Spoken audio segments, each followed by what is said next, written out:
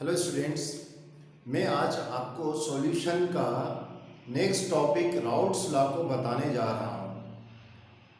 Students, आपको मेरी यह class to the point chemistry मिलती जाएगी। साइंस का कोई भी टॉपिक होगा टू दी पॉइंट मैं आपको बताता हुआ जाऊँगा, ताकि आपका माइंड बिल्कुल कंसंट्रेट रहे, कोई भी फालतू बात नहीं, सीधे टॉपिक की बात, to the point.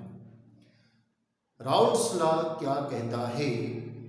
Raoult's law कहता है कि रिलेशनशिप बताता है इसके बीच में vapour pressure and mole fraction of solution या इन सॉल्यूशन में वेपर प्रेशर और मोल फ्रैक्शन का रिलेशन बताने में सबसे पहले स्टडी करी थी फ्रेंच साइंटिस्ट राउट के नाम है इसका, राउट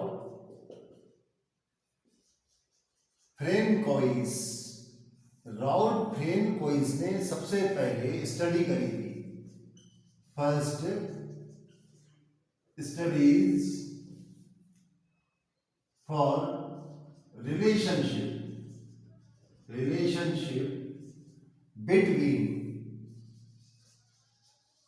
between vapor pressure of solution and mole fraction of its components। किसी सॉल्यूशन के मोल फ्रैक्शन को और उसके वेपर प्रेशर के बीच में रिलेशन सबसे पहले किसने बताया था? राउट्स ने बताया था। यह फ्रांस का फ्रेंच साइंटिस्ट था। आप देखें इसको थोड़ा, फ्रेंच साइंटिस्ट था जिनने सबसे पहले इनके बीच में रिलेशन बताया था। राउट्स का कहना था कि किसी सॉल्यूशन में वेपर प्रेशर मीन्स किसी सॉल्यूशन का वेपर प्रेशर, उस सॉल्यूशन में जो भी कंपोनेंट्स है उनका वेपर प्रेशर हमेशा उनके प्योर फॉर्म से कम होता है। मेरा ये कहना है, यहाँ पर आप इसको यूँ समझिए, राउट्स का कहना था कि वेपर प्रेशर किसी सॉल्यूशन में उसके कंपोनेंट का वेपर प्रेशर, ठीक है ना, मैं ऐसा माना लेता हूँ, ये सपोज सॉल्यूशन है, ये सॉल्यूशन, इसमें अपन मान लेते हैं कि कोई दो कंपोनेंट है, ठीक है ना, एक कंपोनेंट ए है और दूसरा कंपोनेंट बी है, दो कंपोनेंट है।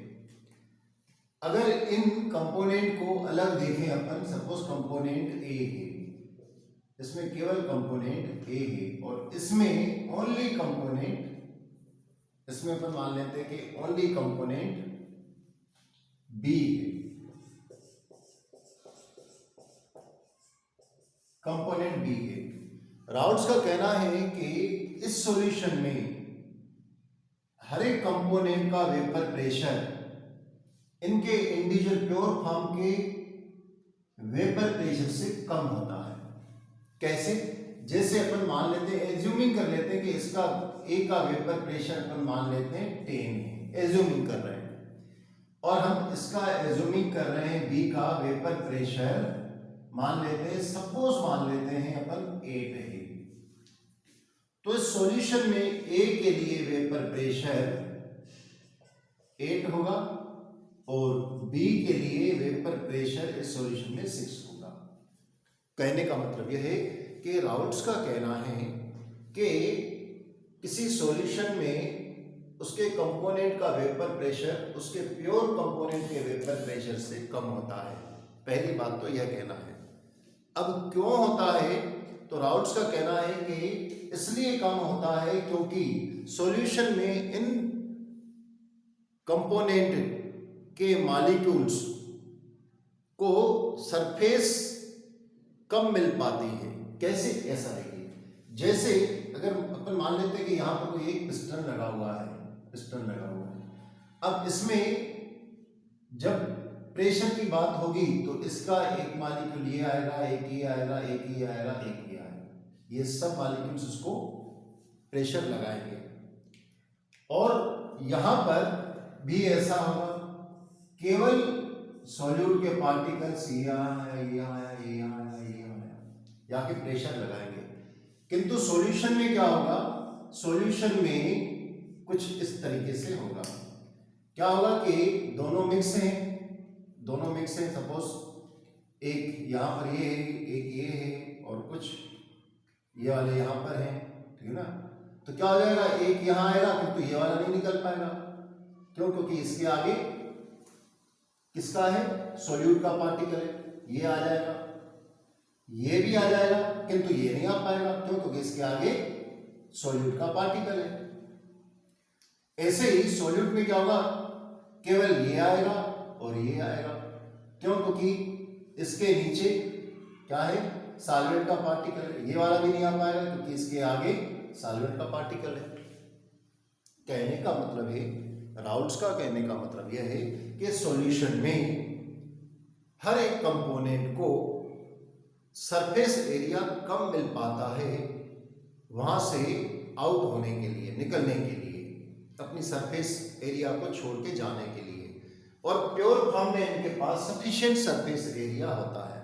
इसलिए प्योर सॉल्वेंट का वेपर प्रेशर या प्योर कंपोनेंट का वेपर प्रेशर सॉल्यूशन में उसी कंपोनेंट के वेपर प्रेशर से ज्यादा होगा। सॉल्यूशन में कम होगा, प्योर में ज्यादा होगा।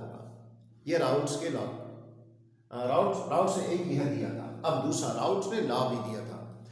राउल्ट्स का लॉ क्या था वो देखते हैं। राउल्ट्स का लॉ कहना था कि किसी सॉल्यूशन का वेपर प्रेशर या किसी लिक्विड का वेपर प्रेशर इक्विलिब्रियम स्टेट पर उसके मोल फ्रैक्शन के डायरेक्टली प्रोपोर्शनल होता है।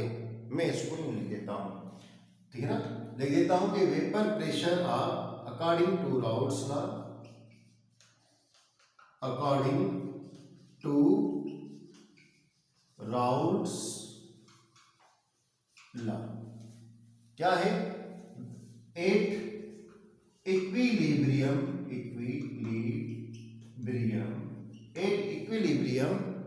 वेपर प्रेशर को मैं शॉर्ट में कर देता हूं, वीपी कर देता हूं ना। Vapour pressure of liquid is directly proportional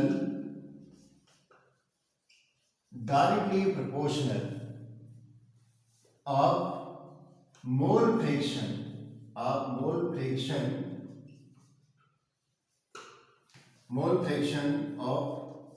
its mole fraction directly proportional of, इसे शॉर्ट में कर देता हूं, its mole fraction in the solution क्या कहता है, अकॉर्डिंग टू राउल्ट्स लॉ क्या कहता है, the equilibrium vapour pressure of liquid is directly proportional of its mole fraction in the solution. हम मैथमेटिकली देखते हैं, मैथमेटिकली इसको देखें तो वेपर प्रेशर, देखिए मैं कोई सॉल्यूशन में किसी एक को लेके चलता हूं कंपोनेंट को, क्योंकि ऐसा ही दिया गया है तो मैं ऐसा कर रहा हूं, P A directly proportional x A. तो यहां पर अपन P A equals to K x A कर लेते हैं, इसको इक्वेशन नंबर फर्स्ट दे देते हैं। क्लियर। अब यहां पर ये क्या है, यहां पर पी ए क्या है, तो मैं इसको यहां पर लिख देता हूं, ठीक है ना। यहां पर पी ए है, यहां बेटर रहेगा, पी ए मीन्स क्या है, तो where P A equals to vapour pressure और एक्स ए क्या है, X A equals to mole fraction, mole fraction of liquid, of liquid. और यहां पर जो के है प्रोपोर्शनलिटी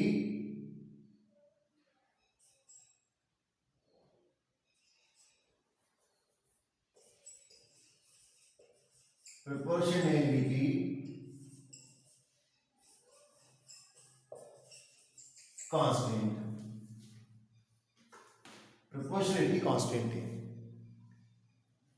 शॉर्ट में राउल्ट्स का लॉ, यहां पर हम राउल्ट्स के लॉ को दो तरीके से स्टडी करेंगे।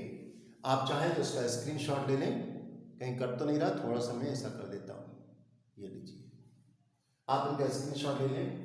राउल्ट्स लॉ लिखने के लिए आया तो इतना अपन लिख सकेंगे। अब राउल्ट्स लॉ को और डिटेल अपन देख रहे हैं। राउल्ट्स का लॉ को हम टू टाइप से देखेंगे, दो तरीके से ये एक्सप्लेन करता है। मैं बाकी को इसको रफ कर रहा हूं।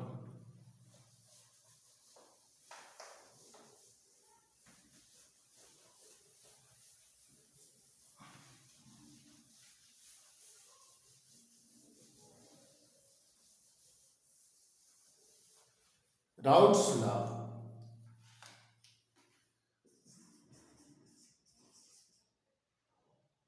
राउल्ट्स दो तरीके से, कौन किस किस तरीके से? एक, राउल्ट्स का लॉ जो है, Raoult's law for for solution, solution को शॉर्ट में कर देता हूं, solution contain non volatile, volatile solute. दूसरा, सॉल्यूशन कंटेन वोलेटाइल सॉल्यूट। इन दो पर अपन राउल्ट्स के लॉ को बता रहे हैं। अब राउल्ट्स का लॉ जो नॉन वोलेटाइल कंटेन करता है उस सॉल्यूशन के लिए क्या होगा? देखिए कि राउल्ट्स के लॉ के अकॉर्डिंग, पहले मैं इसको भी बनाऊं आपको। देखिए क्या है कि सपोज ये सॉल्यूशन है, इस सॉल्यूशन में ये मॉलिक्यूल है सपोज सॉल्वेंट के, ठीक है ना, और इसमें नॉन वोलेटाइल है, नॉन वोलेटाइल, ये नॉन वोलेटाइल सॉल्यूट है, क्लियर। और इनको मान लेते हैं वोलेटाइल सॉल्वेंट है, वोलेटाइल सॉल्वेंट है। तो वेपर प्रेशर किसके ऊपर डिपेंड करेगा? पहली बात तो मैं आपको बता दूं कि वोलेटाइल और नॉन वोलेटाइल का मीनिंग क्या होता है। वोलेटाइल का मीनिंग होता है कि वह सॉलिड सॉल्यूट जो कि वेपर, सॉल्यूट चाहे लिक्विड, जो वेपर के फॉर्म में आ जाए, हीट करने पर या नहीं करने पर, स्पॉन्टेनियस भी हो सकता है, पर वो वेपर के फॉर्म में आ जाए। और जो वेपर के फॉर्म में नहीं आता है, चाहे आप उसको हीट दो चाहे कुछ भी करो, उसको अपन नॉन वोलेटाइल कहते हैं। तो यहाँ पर ये नॉन वोलेटाइल क्या करेगा? वेपर इसकी आएगी नहीं, क्योंकि ये वेपराइज होगा ही नहीं, नॉन वोलेटाइल है, ठीक है ना। तो वेपर किसकी आएगी? वेपर केवल इसकी आएगी। और ये क्या मैंने बताया? Solvent, solvent. तो इसके लिए राउल्ट्स का लॉ क्या होगा? Raoult's law for non containing solution के लिए होगा कि vapour pressure at a constant temperature, at a constant temperature, constant temperature, vapor pressure of solution is directly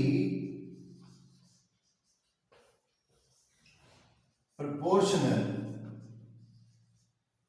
वैसे अच्छा रहेगा कि अपन पार्शियली वेपर प्रेशर कहें, पार्शियल वेपर प्रेशर। तो पार्शियल वेपर प्रेशर क्यों बोलते हैं? क्योंकि सॉल्यूशन में दो कंपोनेंट होता है, हर एक का अंश होता है, हर एक वेपर, फिर वो इफेक्ट कर रहा है या नहीं कर रहा है, कंट्रीब्यूशन कुछ तो होता है, और भले नहीं भी हो कंट्रीब्यूशन, एक अंश उसका एक अंश उसका, इस तरीके से अपन पार्शियल बोलेंगे। Partial vapour pressure of solution is directly proportional mole fraction of solvent in the solution में क्या होगा? At a constant temperature partial vapour pressure of solution is directly proportional to mole fraction of solvent in the solution. अब अपन इसको वापस ले रहे जो पहले की तरह कि mathematically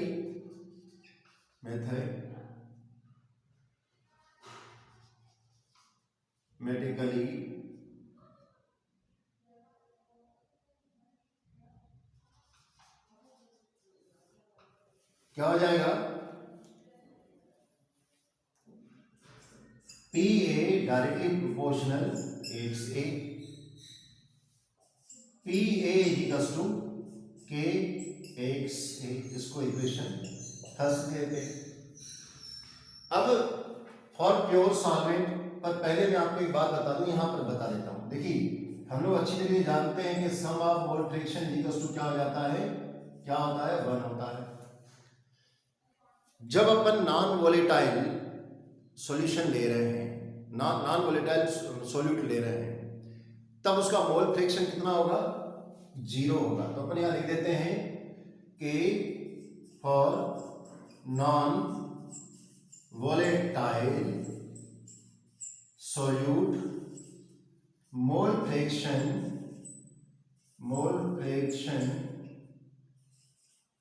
will be 0, mole fraction 0 होगा। Therefore mole fraction of solvent, pure solvent, mole fraction of pure solvent is equals to pure solvent x A equals to 1, है ना? कैसे बनोगा? क्योंकि देखो यहां पर इसका मोल फ्रैक्शन कितना हो जाएगा? 0 तो इक्वल्स टू 1, क्योंकि सम ऑफ मोल फ्रैक्शन क्या होता है? 1 होता है। इसलिए प्योर सॉल्वेंट के लिए मोल फ्रैक्शन क्या हो जाएगा? x is equals to 1। तब क्या हो जाएगा? Therefore vapour pressure, we use the vapor pressure, therefore we use the vapor pressure for pure solvent P naught A instead of PA। PA की जगह पर हम क्या यूज करेंगे? P नॉट A यूज करेंगे। P नॉट A, ये दिखाई दे रहा है आपको? P नॉट A, थोड़ा ही पर P नॉट A रखेंगे। अब फ्रॉम इक्वेशन फर्स्ट, ये अपनी इक्वेशन फर्स्ट है, तो from equation first P A की जगह पर अपन क्या रखेंगे? P नॉट A, और K की जगह पर K ही रहेगा, और X की जगह पर X इज इक्वल्स टू क्या है? X इज इक्वल्स टू 1 है, तो इसकी जगह पर इंटू 1 कर देंगे, तो P not A is equals to K हो जाएगा। इसको दे देता हूं इक्वेशन नंबर 2। अब from equation first and second, from equation first and second. अब इक्वेशन फर्स्ट क्या है, पी ए इक्वल्स टू, और यहां पर के इक्वल्स टू क्या है, पी नोट ए, तो यहां पर मैं के की जगह पर पी नोट ए रख देता हूं और इनटू एक्स पी। तो यह हो गई अपनी इक्वेशन नंबर थर्ड। या इक्वेशन थर्ड क्या बताती है कि vapour pressure of pure solvent is, ठीक है ना, किसी solution, vapour pressure of non volatile solute किसके इक्वल होता है, द प्रोडक्ट ऑफ, मैं लिख देता हूं, सो vapour pressure of solution, vapour pressure of solution contain non volatile solute is product of is equal to product of vapor pressure of pure solvent and its mole fraction in the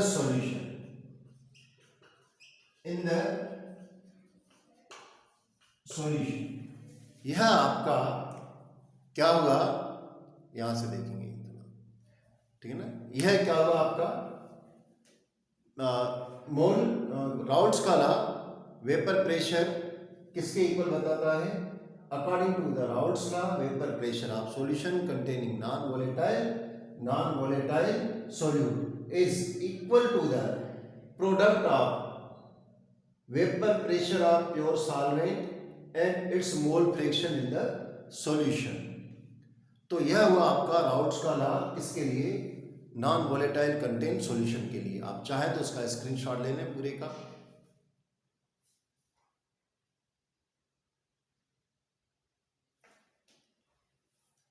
अब मैं इसका रब कर रहा हूं और उम्मीद है कि आपको ये क्लियर हो गया होगा।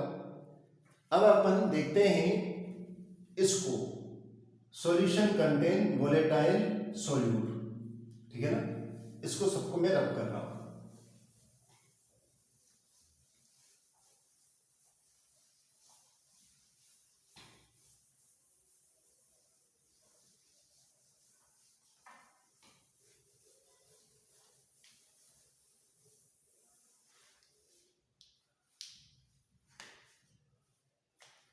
Raoult's law for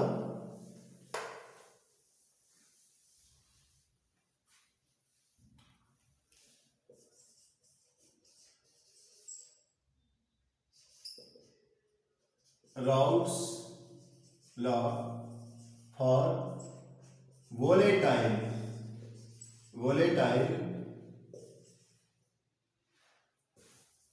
Raoult's law for solution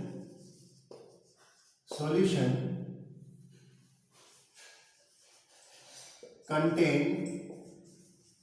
volatile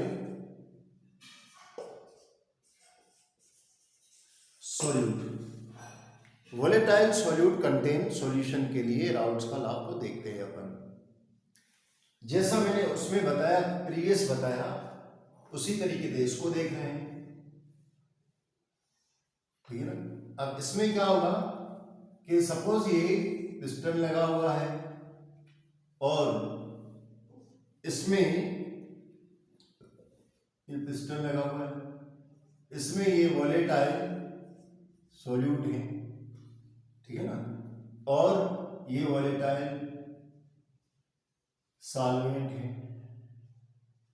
ठीक है ना। तो अब वेपर प्रेशर में क्या होगा, वेपर प्रेशर में इसके सॉल्यूट के पार्टिकल्स, ठीक है ना, ये वोलेटाइल सोल्यूट पार्टिकल्स, और ये वाले वोलेटाइल सॉल्वेंट पार्टिकल्स हैं, वोलेटाइल सॉल्वेंट पार्टिकल्स हैं। तो ये भी लगेंगे, ये भी जाएंगे, यहां से ये भी जाएंगे, मतलब कि वेपर प्रेशर दोनों के ऊपर डिपेंड करेगा, सॉल्वेंट के पार्टिकल्स के ऊपर भी और सॉल्यूट के पार्टिकल्स के ऊपर भी। तो राउट्स का लॉ इसमें कैसे अपन एक्सप्लेन करेंगे, अपन बिल्कुल ऐसा ही बताना है जैसा कि at a given temperature for a solution volatile solution the vapor pressure of each component is equal to, मैं लिख देता हूं पहले इसके शॉर्ट लॉ को फिर बताता हूं। 8 given temperature, 8 given temperature vapor pressure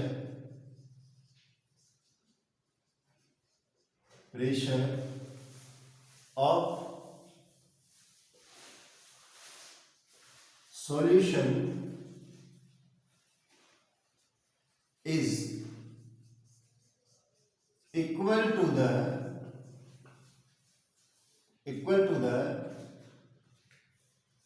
product of vapor pressure and mole fraction of each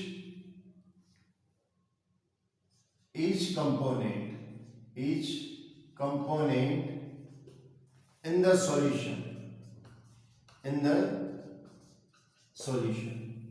क्या कहता है राउट्स का लॉ कहता है कि at a given temperature vapour pressure of solution is equal to the product of vapour pressure and mole fraction of each component in the solution. अपन इसको भी मैथमेटिकली देखते हैं।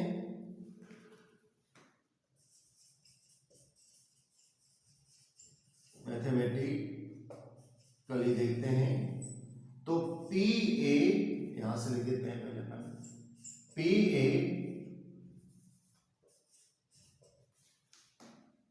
इजिकल्स टू पी नॉट ए, या पहले ऐसा कर देते हैं P A directly proportional x A, फिर P A directly proportional P not A x A, इसको इक्वेशन फर्स्ट दे देते हैं। सिमिलरली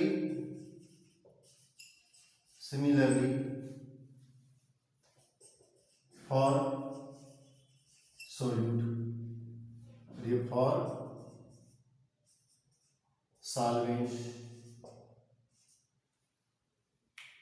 तो क्या आ जाएगा P B equals to P not B X A, equation number second. क्या है कि यहां तक का राउट्स करा हम लोगों ने पढ़ा है डाल्टन के लॉ को। अकॉर्डिंग टू डाल्टन लॉ, इसमें भी मैंने एक वेपर प्रेशर के बजाय मुझे लिखना चाहिए था कि partial vapour pressure at a given temperature vapour pressure of solvent is equal to the product of partial कर देता हूं, पार्शियल वेपर प्रेशर, ठीक है ना। तो डाल्टन का लॉ क्या था उसको देखें अपन। But according to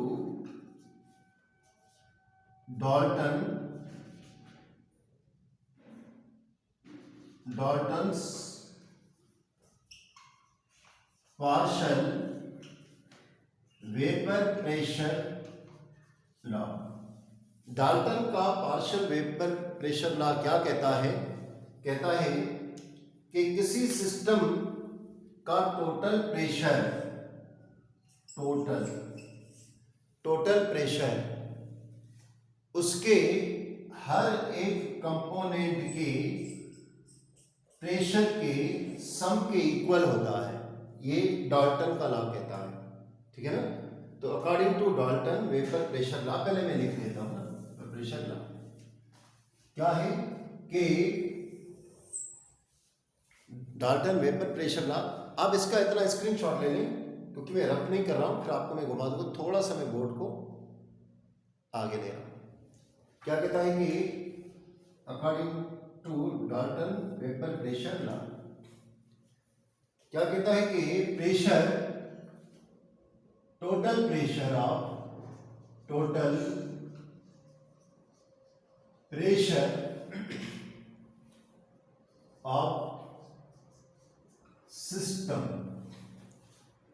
system is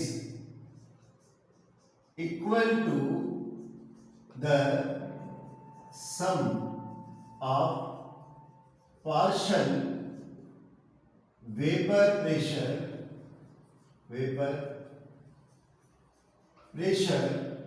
of each component.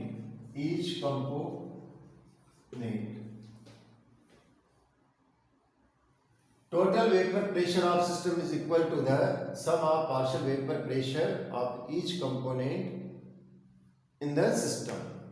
उसके सिस्टम के each component के इक्वल होता है। तो therefore P total is equals to PA plus PB। तो अपन P total is equals to PA की वैल्यू मैं यहां पहले लिख देता हूं from equation first and second, from equation इसको थर्ड कर देता हूं। Putting the value of PA and PB from equation first and second into equation third. Equation third में अपन वैल्यू रखते हैं, तो क्या आएगा? Total vapour pressure is equals to P A, क्या है? P not A x A plus P not B x B. तो इस तरीके से किसी सॉल्यूशन के लिए वेपर प्रेशर क्या हो जाएगा?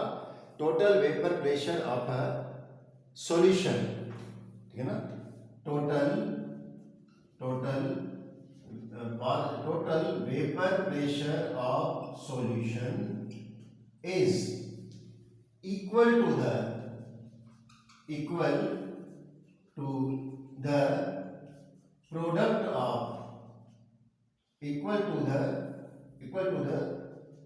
sum of product of pure vapor pressure of solvent and solute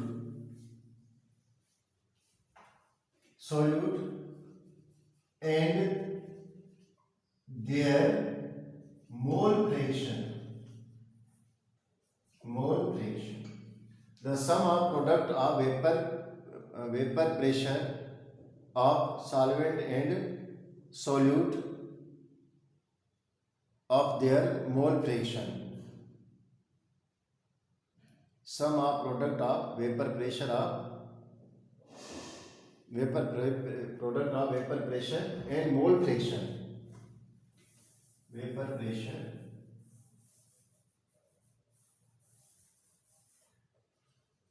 and mole